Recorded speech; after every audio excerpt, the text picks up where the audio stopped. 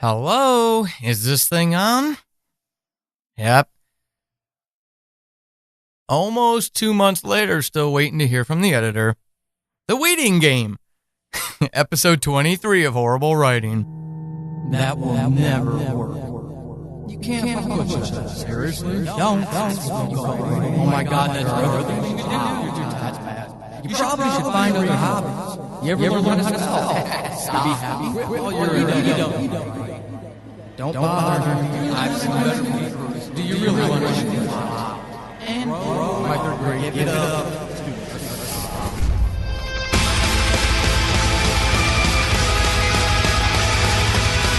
Welcome to Horrible Writing, the rawest, most candid, in-your-face writing show on the interwebs because none of us have time to suck. Let's do this.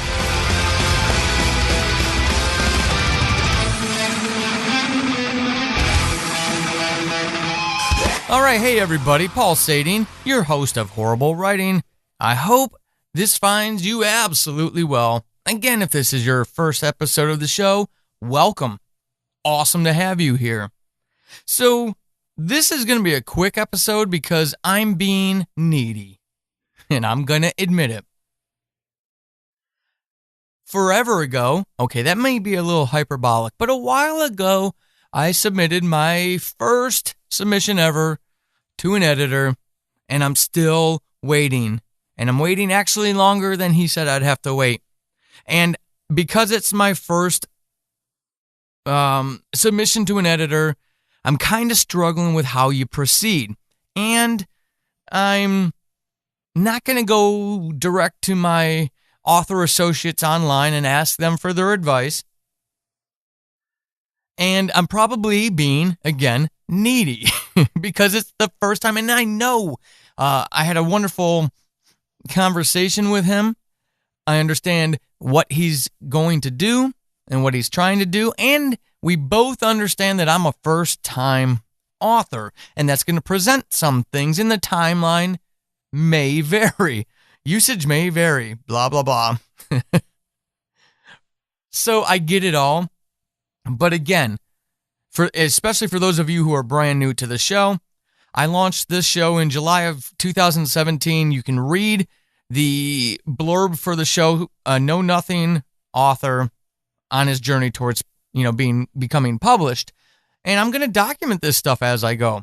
If it's, significant enough that I want you to kind of live vicariously through me with, right? So we've got great support out there. Writer communities can be very, very healthy. They can be.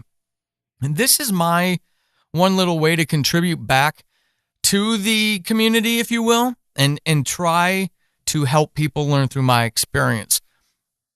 It's not all about woe is me or yay, celebrate me or anything like that. It's me trying to help you see what I've gone through as you prepare for your own journey. You'll probably do it better and smarter than I did. Not that this wasn't smart. This editor, his sample work that he gave me for the first chapter was absolutely awesome. I'm very excited to see what he has for the rest of the book. And he comes from a very highly recommended source. The person, the author that I got his name from has used him. She's published 30 books. She's, somebody I respect highly. So that wasn't a factor. Plus, so her recommendation, the sample chapter that he gave me, and the price he quoted me were all right in the ballpark of what I expected and what I hoped for. So the thing is that as writers, what I want you to take away from this is that these things take a lot of time. I don't know. Okay, so I'm not, maybe 3 years from now, I'll have an episode on how this happens. But right now, I don't know how authors can do a book every month or 2 or even 3 months. Because I've been waiting for this to come back for about that long. So, it hasn't been 3 months. I'm not going to say that. But it's taken long enough to get this back. And then I need to go fix all the stuff that he's going to identify that's broken. And this stuff takes time. And I'm not just sitting there waiting for this to come, right? So in the meantime, I've written the entire third season of Subject Found, 66,000 words, first draft. I'm sure it'll change. My producer for that show is hoping it will. And I've edited a season of Diary of a Madman. And I've gone deep into the second Subject Found book. So it's not like I'm sitting there waiting for this thing to come back. And all along the lines, I'm still taking my book, The Scales, my manuscript, The Scales, to my writers group to see what they have to say. And, live that experience of working a novel chapter by chapter with a writing group, with people, human beings, live and in person, before I go to beta readers and such. So I'm working a number of things to keep this ball moving forward, but, it's been long enough now where it does make me curious. As a planner, how do you plan these things out when you've got this gray area? They give you a window, but the window, it may not be definitive as you thought. So your plans have to be able to flex a little bit. Something for you to think about as you're planning out, the year ahead or the next 3 books or whatever it is that you want to consider. And then on top of that, the artistic element, being a writer, being as sensitive and as needy as we are, when somebody quotes you a timeline and it gets busted, especially since it's an editor, that's when a professional editor, that's when you really start wondering, am I really that bad of a writer? Does he really have that much that he has to think about, fix, etc., in what I submitted to him? And then trying to continue, writing without that little voice floating around in your head. Something I hadn't anticipated. I fully anticipated handing over that book,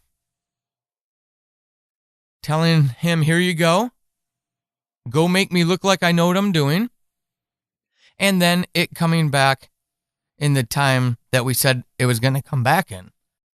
And my own personal issue of checking in with him when we clearly said, hey, you're going to go off and keep writing. I'm going to go off and edit your writing, and we'll come back. We'll reconvene when it's done. That professional courtesy. He's a busy person himself, right? So all of these things are combating against each other in this decision tree of mine. Your experience may vary. It may be completely different or slightly different or, somewhere in the middle. But it is something I wanted to share with you real quick in this episode because I feel it's important for you to think about. Susan K. Quinn often talks about, having that 5-year plan. This is something now I'm starting to understand a little bit better when she says that, how it applies to me in my experience. Because there are going to be things, even as someone who just wants to do the self-publishing thing because I want to drive it, I want to be in control of my things. I want to be in control of the process, what gets published, what doesn't, when it does, how much attention and love it gets, instead of depending on a small publishing house or, even the larger ones that don't seem to be willing to really invest in authors. I want to share this experience with you because of that. Because if you're a planner or not, it's something for you to learn from my experience. So that's kind of like the lesson of this episode, and it's also the horrible writing experience. Not that this guy is horrible by any stretch of the imagination. As a matter of fact, unless something catastrophic happens in the back end, I'm going to tell other people about him. And hopefully he'll work with me on the second book. And I'm going to almost take it as a challenge to try to finish the second book first draft before he gets that back to me. So I can do a couple edits and get it off the beta readers and then turn around and get it back to him as quickly as possible. Just saying. That's just how I work. It's just these neat little tricks I use to keep pushing myself forward and keep motivating myself. Not that I really need it, but it's always fun to do that for me. If that stresses you out, don't do it. I promise. Don't listen to me. All right. So horrible writing experience and a topic all in one. If you enjoy this show, I do ask that you head over to any podcatcher that you use to get it. And if it has a rating system, use it.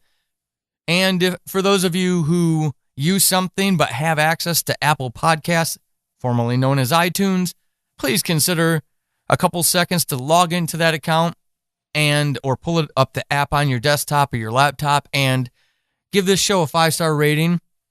And those of you who have wonderful hearts, leaving a review for it as well. I need help having the writer community find the show, and I'm asking you for that help.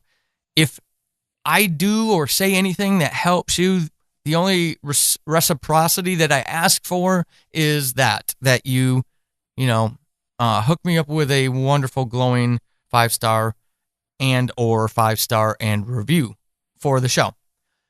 All right, next episode, I have the one and only Susan K. Quinn coming on, and we're going to talk about some very personal, interesting stuff and how she uses meditation to help her writing process.